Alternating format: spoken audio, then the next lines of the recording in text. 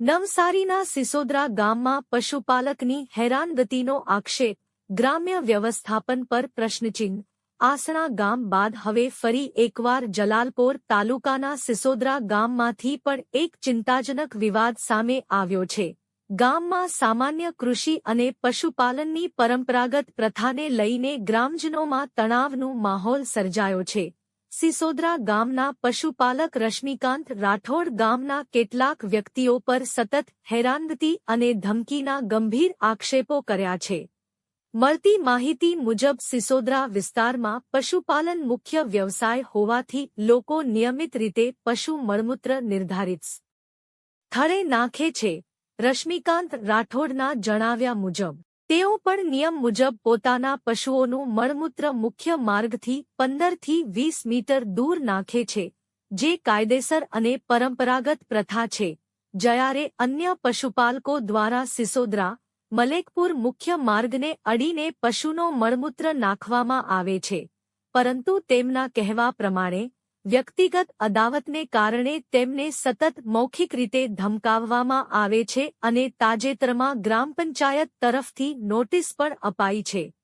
આ વિવાદ સંપૂર્ણપણે વ્યક્તિગત તણાવથી પ્રેરિત છે અને બિનજરૂરી રીતે મોટો કરી ગામના શાંતિપૂર્ણ માહોલને અસર પહોંચાડવામાં આવી રહી છે।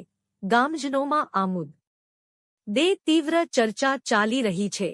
ઘણા લોકોનું કહેવું છે કે એકસરખા નિયમો હોવા છતાં એક જ મુદ્દે જુદી જુદી કાર્યવાહી થવી ગ્રામ્ય વ્યવસ્થાપન પ્રત્યે પ્રશ્નો ઊભા કરે છે।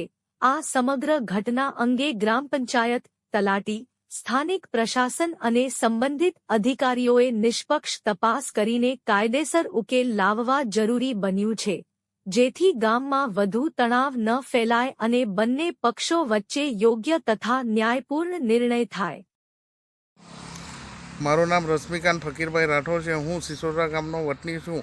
હું પશુપાલનનો વ્યવસાય વર્ષોથી આ કરું છું, પરંતુ અમુક વિરોધી દ્વારા જે ગાય ભેંસનું મળમૂત્ર એક જગ્યાએ સંગ્રહ કરી હું એને યોગ્ય સમય નિકાલ કરતો આવેલો છું અને અમારા ગામના બીજા પશુપાલકો પણ આ રીતે કરે છે, પરંતુ સરપંચ દ્વારા મને જ એક નોટિસ આપવામાં આવી છે।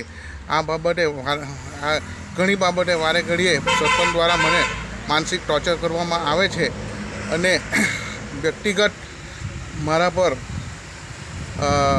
પ્રેશર લાવે, દબાણ કરે છે। કેમ કે ગત સરપંચના ઇલેક્શનમાં મારી પત્ની દાવેદારી કરી હતી, સરપંચમાં ઊભા રહ્યા હતા અને અમારી હાર થઈ હતી।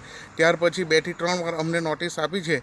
તો આ માટે યોગ્ય પગલાં ભરવા અધિકારીને હું નવસારી જિલ્લા પોલીસ વડા તથા કલેક્ટર મેડમ તથા TDO સાહેબને હું વિનંતી કરું છું કે આ માટે પગલાં લે।